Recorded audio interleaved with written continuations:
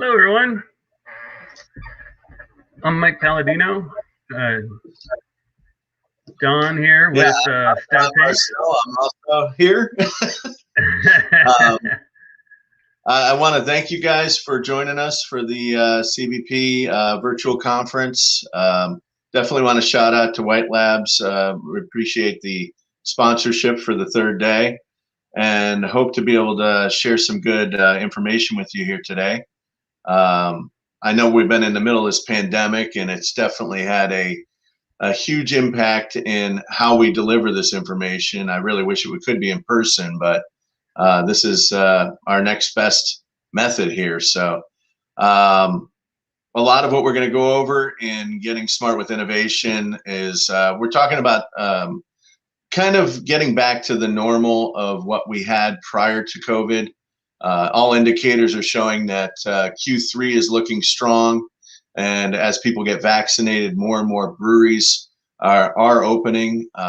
We've seen that ourselves with a lot of great sales in the past 3 months, of which people are targeting that third quarter. So as we go along, Mike and I are going to try and do our best here to give you some insight on what we're seeing and hopefully answer some questions afterwards. So I am a former commercial brewer of about 10 years. I still like to get my boots wet and go out, do training periodically, and enjoy talking the beer. But after about 10 years, it's in my blood and it's going to stay there. So, Mike, maybe a little bit of your background? Yeah. I've definitely got my boot wet a few times, about 16 years professionally brewing, and mostly in the Portland, Oregon area, Northwest. But it's been really great to take the experience I have was able to open quite a few breweries along that journey. So then the conversations when I'm talking with brewers about what kind of options and possibilities they have, it's really exciting. I get to take some of the scars that I have on my knuckles and try to avoid having them on brewers' knuckles on the other side, and talking with them about the next step in their journey about what they can do, either a new brewery or sometimes expansion. I think a lot of things Don and I will kind of talk about today with everyone will be something that, taking our experience, can hopefully let you know that there's a lot of opportunity and possibilities with buildings that may not seem from the first glance like they're the right location. So I think we're going to go into there. I know depending on where you're at, there's quite a few people from all over the place. So I'm sure there's brewers. It's a little early for us, but Don and I are used to doing the old brewer, good go attitude. It's a little early for lunch, but I brought the cooler. I'm gonna see what kind of beers are packed in here today for me. The Little Beast Mango Sour Ale, mostly Karate Chops, double IPA. I think I'm gonna avoid that one until at least lunch, and then Samuel Smith's. Maybe this stout will be a good one to share with you guys here for the thing. What do you got, Don? Oh, I'm taking it a little easier, enjoying the warm weather. I got Occidental's Edel Hell, smooth and drinkable, and then a small brewery here out in the Dalles, Freebridge Brewing. They got a amazing Hellas lager there. So, oh man, those both sound awesome. So, cheers to that. Let's get the show on the road. I'm gonna crack open the first one a little early, but we'll go for it. Thanks a lot, everyone, for participating. All right. All right. Why don't you go ahead and start off, Don?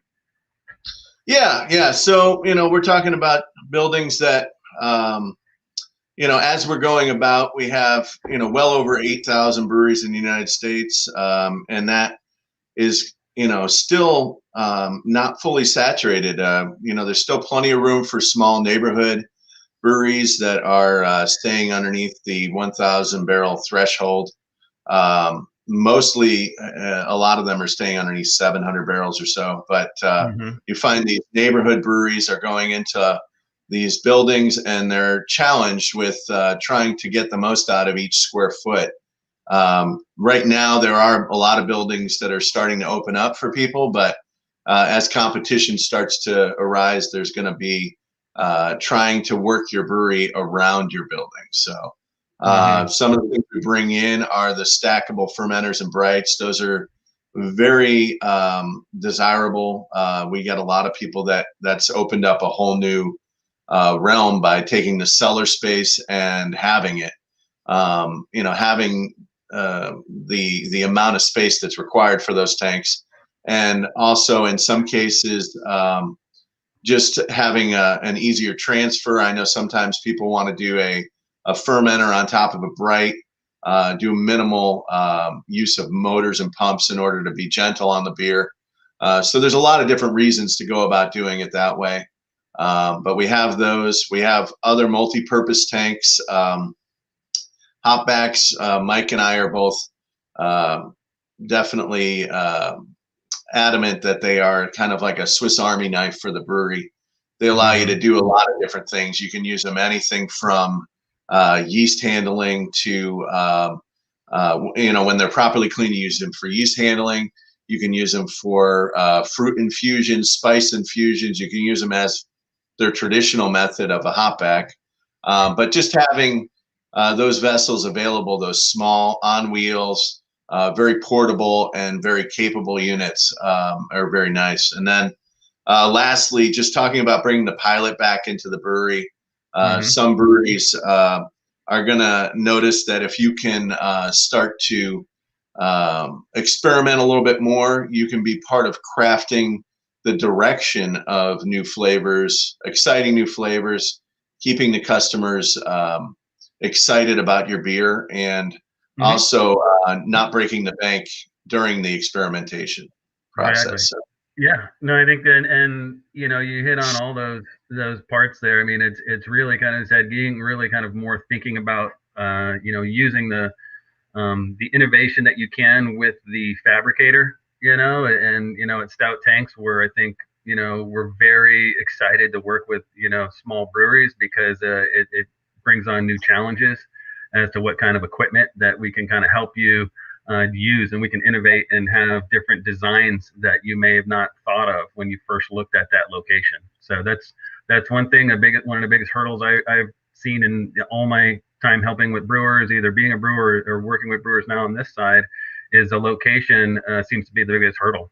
So if we can get really smart with how you're designing your brewery, and we can help you innovate some new thoughts that you didn't have there, I think that's what our job is, to kind of get you some information on that. So here's some of the things I think the most popular that we've seen lately are these. Once we started putting pictures of our stackable tanks out there, I don't think, Don, have you had less than 4 or 5 conversations about stackable tanks in a day? Or I would say, yeah, on a busy day, we could definitely have that many conversations. Typically, you're looking at folks in the 2 to 5 barrel range. We can do them all the way up to 10. Typically, you would probably need some sort of a catwalk or something to easily work on the upper tanks. But when you look at some of these pictures here, like on the left-hand side, I believe that's Simple Days Brewery. We have some stackables, and you look at the size of the fermentation area is relatively small, but now he's taken and doubled his cellar capacity. So definitely managed to get a lot of bang out of that small square footage there. Likewise, you have folks who will go and utilize bright tanks behind the bar, perhaps for serving purposes. And that has always worked out rather nice as well. And then some of our legacy first 3 barrels, I believe that might be Sanford Brewing out of Florida on the far side there. But they've been a very good customer, have come back numerous times. And we're talking about saving space. We're talking about doubling your cellar in the area that you have. It's all that much more important to give the customer as much space as possible. That's where your money making is going to be happening. So getting the brewery into a smaller footprint is always key to making sure that the finances work in your favor. So. Yeah, I think the one in the middle there, if I remember right, that's Chandler Rail Brewery out of Hoplanta, Georgia, there down there, and I think that's definitely, like you said, putting on that point. The if they can get a couple more bar seats around that bar, another four top or something like that, that is that much more money in the pocket of the brewer or the owner there, being able to produce more beer, better beer. You also can, if you're utilizing that vertical space, you get more in a sense out of your, price per square that you're paying. And so I think that's one thing that can't. I think I can't stress enough is when somebody has that location that they've been, maybe they wish it was bigger. Sometimes if you've got like some taller ceilings, there's a lot of things that you can do. And like, again, like you said, taking some of the innovation and thinking about working it in your favor, when it comes to the fabrication of the equipment. So, all right. Yeah, and you're starting to take, this idea that you're going to be selling almost everything in house, and when you do that, you have to be profitable at these lower barrelage numbers, so that you're trying to make sure that you can run a business, but still, I'm less than 700 barrels. Maybe I'm even 400 barrels, but I'm still making a good amount of money off of the space that I do have and what I'm doing there. So. Sure. And that goes for even doing like stackable lager tanks. I know, like you said, if those brewers that want to do lagers and it's tougher for them to try to take up that space, having a something on top, that storage tank on the top or the bottom, that you can have extra storage space, extra fermenting capacity is always key. And I can't tell you how many brewers always say they need more fermenter space. All right. Some of the other things, Don, you want to start off on that? We can help brewers, when they're trying to deal with these spaces, and how we can, help fit these things into their small spaces, maybe. Yeah. So it's taking the concept of hard piping and perhaps even skid mounting to not necessarily be just an extravagance or like an extra thing that you would spend your money on for visual appeal, but also realizing that by taking it and hard piping the system, you're going to have a matter of efficiency, easy training, established pathways, less hoses on the floor that you possibly be tripping over, and also, once again, getting into these smaller areas. When we look at these systems, the one on the left is hard piped but not skid mounted.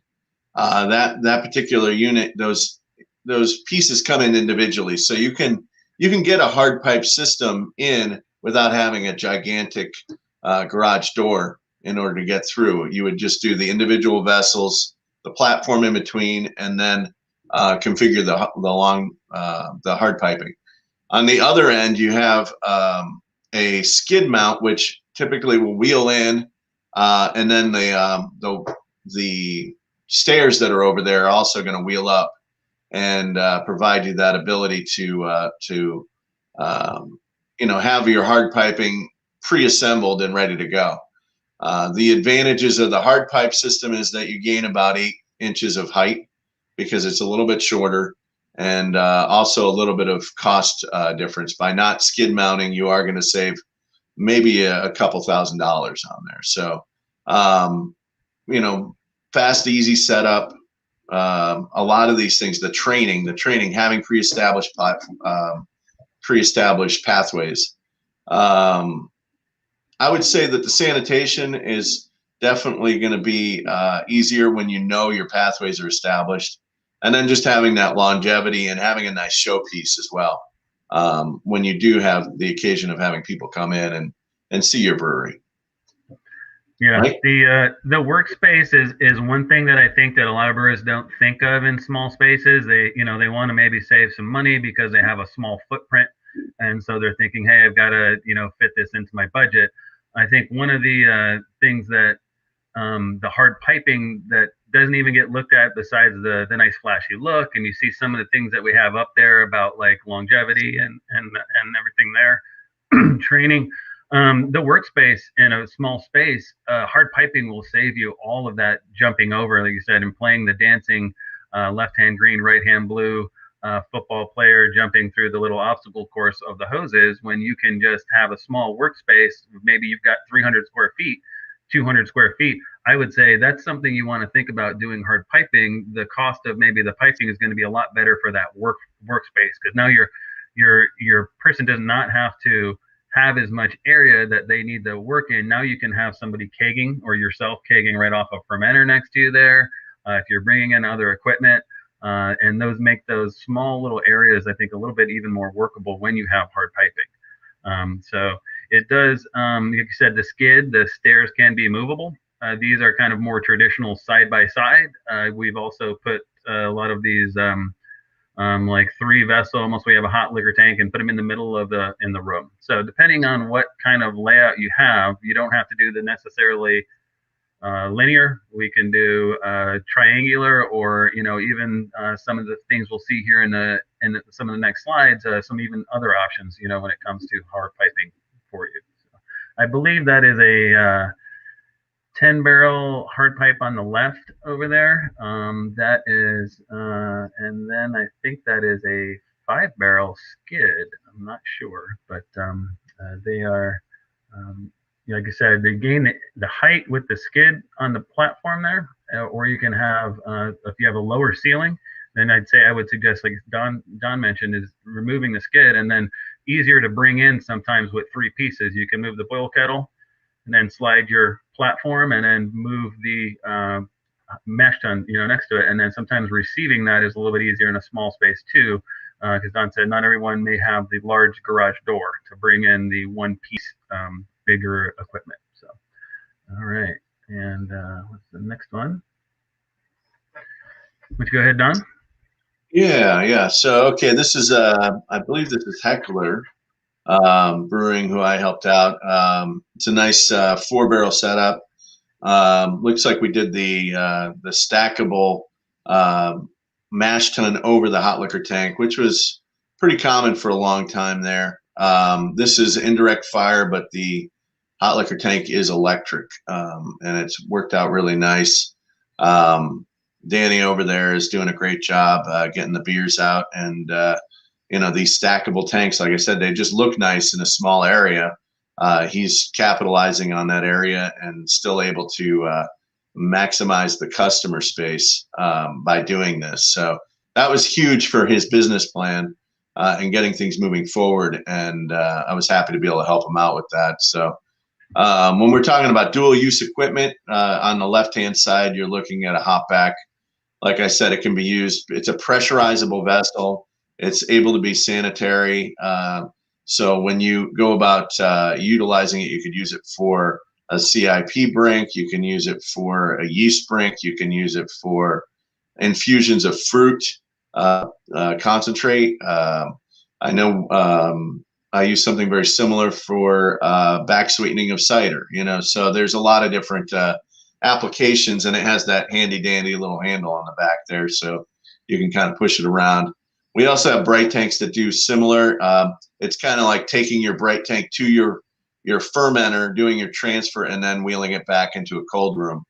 I don't have a picture on here right now, but the other concept was our kombucha fermenters, the symbiosis fermenters that we have are large square trays. When the very first time I looked at them, I thought to myself, "Oh, this is like an open, almost like a cool ship where you can just bring it out over by perhaps a wild fermentation over by a garage door or something like that if you're in the proper space." But just looking at every piece of equipment on how you can use it and maximize it. It's all about bang for your buck, especially when you're getting started off in a brewery. So thinking about, future growth, you have that ability to perhaps maybe leave a little extra space for some more vessels as you're going along, but just having a good plan from the get-go. And yeah, I don't know. Did I miss anything, Mike? No, I think you definitely hit it all there. A lot of times somebody will make a look and say, why do I want to do that when I have all this space in a brewery? That's the space you have right now. There's brewers I can think of, and it reminded me when you said open fermentation, and I thought of a brewer, a great brewer out of Yachats, Aaron from Yachats Brewing, who does the open fermentation. And I can tell you, like the breweries, when you first start, and then as you keep adding on as you go, if you can sit there and start and think ahead and plan ahead, and maybe you're putting these stackable tanks here, and you're like, you see open space. So now there's an open event, for open mic night. But then as open mic night, takes away from the next 10-barrel tanks that come in there, and then those things start to move in. So sometimes pre-planning and getting those things ahead of stock, like that, and leaving some open space for that growth. So you can utilize the tall ceilings you have here, and maybe on the other side of the brewery, they're shorter ones that you're planning on the future growth. Those are always something to keep ahead in your mind, is what's the next step as a brewer. I think being relevant is always something that brewers are put to the test, right? And having more selection of beer is always one of the things that you can think of. Dual purpose tanks, utilize the space better for the brewer. If you're doing that, your owner likes the fact that you're using dual purpose tanks, so now the extra ingredients that you're throwing into your tanks, into your beers, are a little bit easier to convince the ownership maybe to go that route, to make that next challenging, exciting new beer for the brewer. Small tanks like the hopback, like you said, also have like things like small batch things that you can do testing batches with. If they're pressurized, like our hopback visualize right there, you can slap a carb stone on the outside or on one of the ports and carbonate it up, and then you got maybe like a 2.5, 3-barrel little tester that you can throw that coconut porter nitro, and just wheel it right over to a line and serve it straight to the bar and see if it works. If it works on this small scale, then maybe you can then take that up to a larger scale. So getting smart and using the dual purpose not only is something that helps with space, but then helps with your budget, so that you can actually put some more quality product out there. Yeah. Let's see. I don't think anything else that I can think of. And then there's, kind of looking at what Don and I love doing, and that's like the innovation of, brewers. That's what's kept us in this industry and loved it for so long. Why don't you start off with this one here, Don? Yeah. So we ended up bringing on the Pilot Pro as an option, 1-barrel pilot system. It doesn't necessarily mean that that's the best fit for everyone. Sometimes there's a lot of people that I talk to that have one facility already, and sometimes we'll just open a whole nother facility that's an R&D facility. Some cases they're saying that their pilot maybe is 3 barrels or something like that, but they're typically going to be those that have the larger systems, also the larger budgets. But we brought about the Pilot Pro as a nice option for being able to do a lot of recipe and development. Also, in some circumstances, I would say very small tap rooms without food, you may be able to meet the need of the production there. But it comes with some nice features that allow us to just track recipe development and track temperature trends. The software has a lot of capability in there, which is nice, and then also has some remote capability to be able to log in and change parameters too as well. But just keeping it exciting. Your customers are going to expect that. Resting on your laurels, breweries can definitely find themselves not innovating, not creating anything new, and getting old and overlooked very quickly. So one of the reasons when we had our little cheers earlier on is never just drink your own beer. Drink other beers out there. Try other beers for other. You want to keep your palate educated as much as you want to keep your customers' palate educated. Test batching. You want to be able to do something with exciting ingredients, and I just see that constantly. Some of them may be more desirable than others, but at the same time, who knows? You might be on to the next big rage as far as a particular beer style or flavor.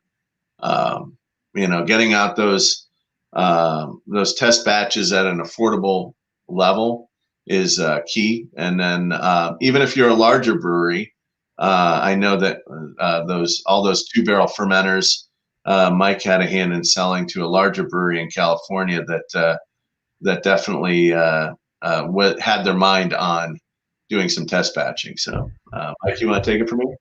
Oh, yeah. Those, I think if that's the right picture, I believe that was Mr. Beer there, Mr. Ken from Sierra Nevada. Mr. Grossman got those.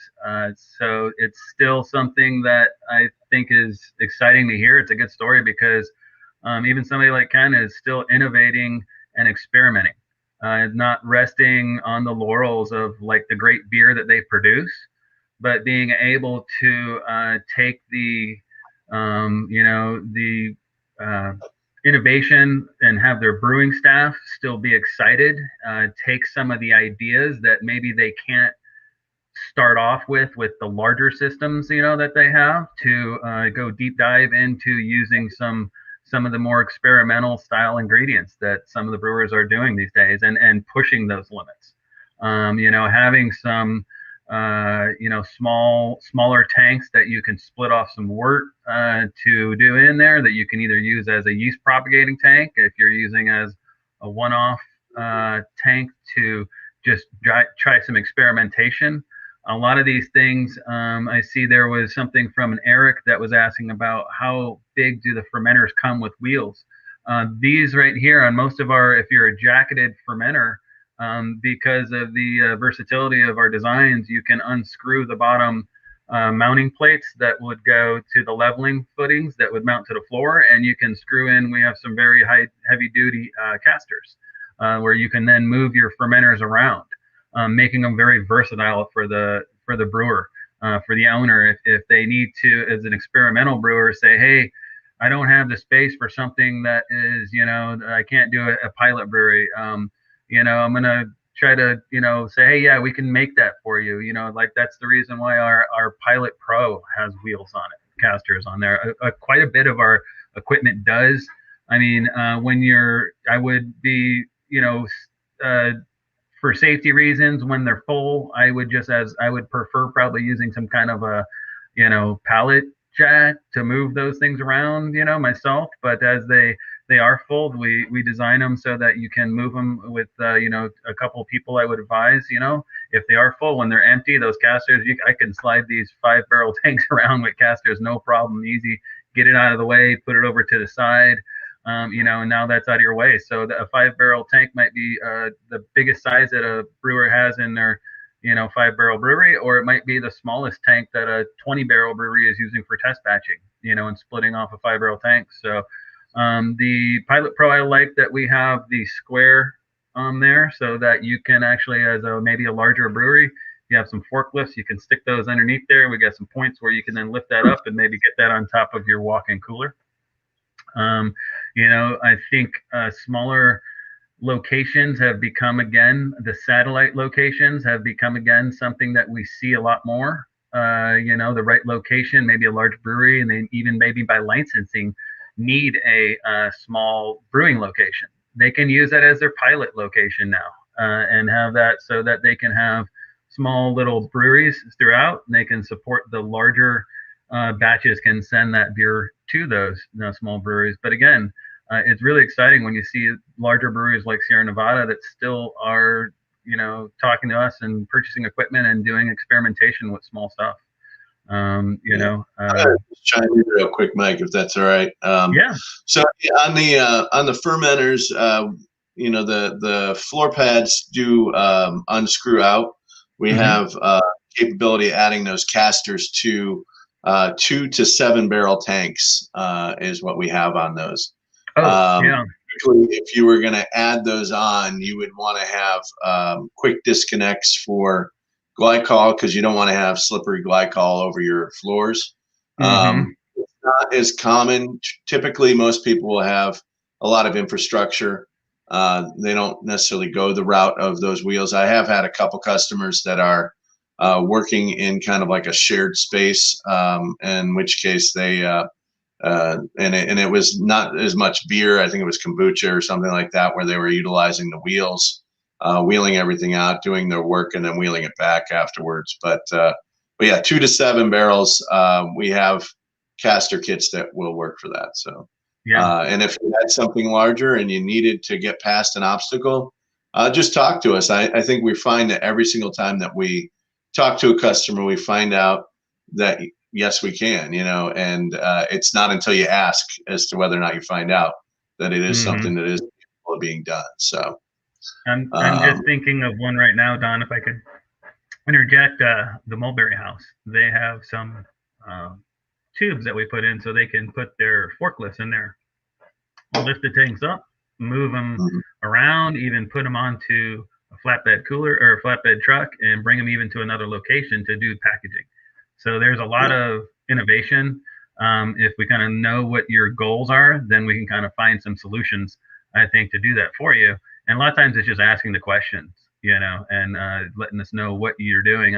As experienced brewers, we tend to ask a lot of questions of the people we're talking to and try to find out where they're going. And it's great to, when you have somebody who's just giving you all the information. Hey, this is my short ceilings, this is my skinny doors, this is, I want to wheel this in and out, and just listening to them allows us to find the right solution. So, I think to kind of, like, I yeah. think, hit a lot on these things already, briefly, maybe kind of understand what we're Yeah, I looking mean, at. this is more of a recap, just kind of, what are we trying to accomplish? We're trying to make sure that the customer is happy. The customer is the one paying the bills. So, as much as I would love to be brewing all sorts of lagers all the time, I have to realize that, a lot of people are going to be wanting to have the hazy IPA. They're going to be wanting to have the maybe a Belgian style. Who knows? Just knowing your customer base is important. Trying to keep them engaged and excited about your beer releases. Those experimental batches, like we said, are always nice. Innovating the flavors, that comes with a price tag. So utilizing the system in a way that you can not be crippled by that price tag is going to allow you to be more experimentative, have a lot more success with your R&D program. And then reconfiguring batch sizes, I think that is a whole nother thing that you can learn over the course of time. A lot of people are going to try and do their scale ups. That's just something that a whole bunch of brewers math and a whole bunch of experience is going to handle. But having the data be secure and the data be usable from the get-go, getting, sometimes having those advanced controls and having a temperature profile that you can see what you're doing with your recipe are going to allow you to really make sure that you consistently make that beer the same way each time. So, Hmm. Yeah, I mean, there's I think the smaller pilot that you can use and make sure that you're dialing in those things, keeping those numbers for when you're doing some of that experimentation on a small batch, allows you to have the courage to kind of maybe go bigger. And then once the experience is there, then I think a lot of times the larger batches tend to be sometimes the touch batches. So, cool. Let's see. I think we probably talked people's ears off a little bit. I think there's I see one of the questions in there is, working with clients outside of the U.S. I see as one of the questions that was just recently there. We do a lot of work with people. I mean, I've worked with some folks in Japan and Canada quite a bit. Don, you've been down to Mexico to do some training even, and we talk with a lot of brewers all over the place, and it's really fun to hear what the needs are for brewers in different locations outside of the U.S. and inside the U.S. Um, let's see if there's any others. Say, we're always looking to add to our relationships and definitely interested in working with people from. I kind of take a personal bit of pride in it to discuss with people their needs for their particular country and hopefully be able to assist them in getting that brew system to make their dreams happen. It's exciting when it's another part of the world and you manage to get your footprint out there and make a relationship and a friendship with people. like I said, Mexico, Bermuda. I have some friends out in Bermuda now. I'm sure out in Australia, South Africa, we got a lot of people we've sold products to, you know. Mm-hmm. So yeah, trying to add to that list and get the products out there to those who need them. So Yeah, yeah. I think there's another question here is will we be at CBC? And yeah, we're really looking forward to CBC this year. I mean, I think a lot of our brewers are looking forward to seeing their friends, you know, seeing fellow brewers out at CBC, seeing new brewers that are coming into the industry and kind of welcoming them as I think is always the proper thing to do if you're a brewer is to welcome the next brewer coming in and kind of share that knowledge. That's the one part of these, you know, competitions and gatherings with brewers that I just, you know, I think we've all been, you know, searching for these last few months for sure. But yeah, that's some of the next steps for us is going to be CBC. Luckily enough, I'm going to be heading down to Stanford here shortly to go do some brewery training down there. So there's a couple things that people may not know about us. I'm kind of seeing I don't see as many questions in the chat room as I think we've hit most of them. But a couple of things that come up is, you know, do you offer training? And I think, you know, most of the time for our brewers, our systems are designed pretty you know, pretty smart so that when you're set up, you have most of the pieces if we've worked with you and kind of got all the pieces together. The support is there where we do a lot of this these days with video support for free, just kind of walking people through brewers, teaching them what they want to learn and how to use the equipment. I think learning about the things that we've talked today, Don, I think you put so much into, you know, explaining really good detail about why there's options that brewers need, you know, have, you know, and it becomes a lot of it is not thinking that you have to be a certain way because there's so many different options that we can do for you. Is there any correct. some Yeah, there's no things you one want way to? to open a brewery, that's for Yeah, sure. yeah. I mean, some of the things that you've been talking to brewers a lot lately about the different spaces, you know, here. I mean, what are the bigger challenges that you or questions that have come up? Um, well, let's see. It's I think our customer base is pretty vast, so it could be any number of things. But let's see if I can take maybe some recents that have popped up. You know, customers working within constraints of their building Yeah, is probably the number one. We're talking about areas that they've done their research on. They realize there's great foot traffic, but they're trying to maximize it, and that always seems to be number one. That you never have enough space. You know, no matter what you plan for there. So sure. Well, I I get see one or two questions real quick. You see, it says early stage planning for a new brewery, 700 square foot for a 10 barrel brewery. 15-foot double doors seem reasonable.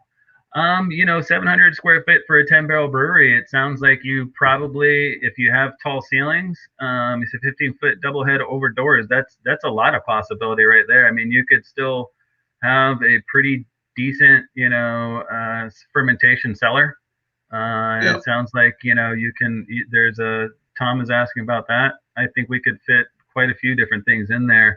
The smaller the space usually determines, I would say, that would you know you can. One of the things that we kind of quickly have because we're running out of time is the heat source. Depending on the heat source, can change what your footprint is in a building. For obvious reasons, fireboxes, a direct fire or indirect fire, need to typically be further away from the wall.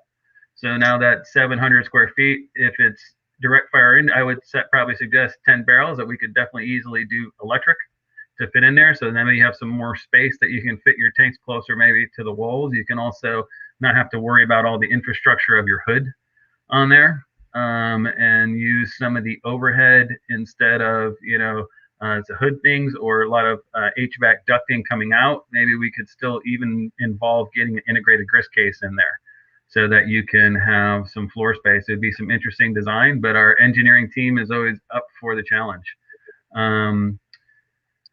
How do we contact you for design work? It's pretty, we work pretty quickly out of email or phone calls, but you can hit us up at support@stouttanks.com.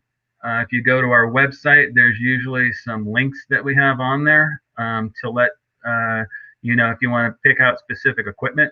John and I are both easily available at our main number. That's 503-372-95. Oh shoot, 503-372-9580.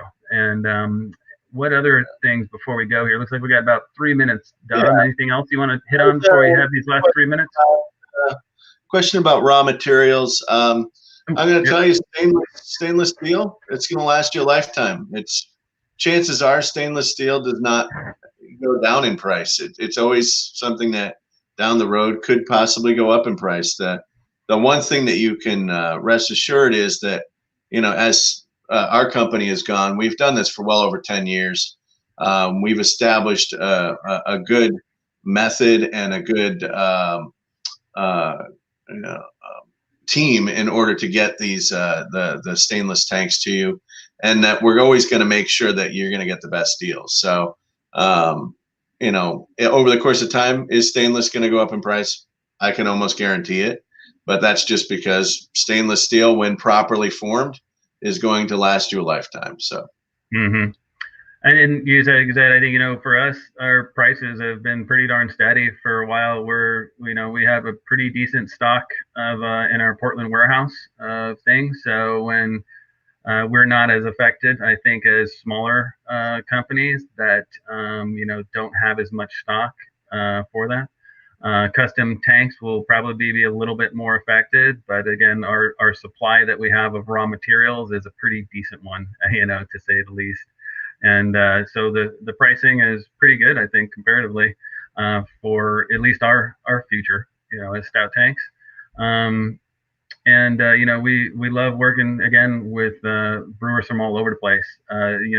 Reach out to us. It's hard to kind of capture everything in a small 45-minute session here with you folks.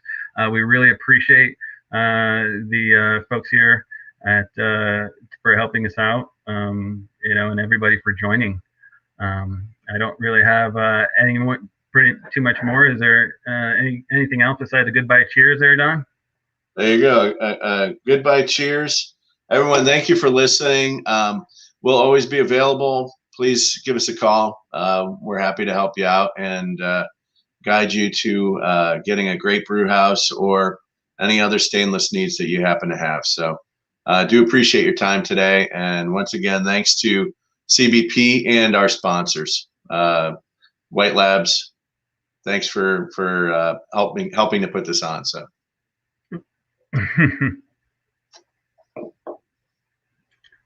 I think I managed to run out of time here. Cheers. All right. I think that's it there. All right. Cheers, guys.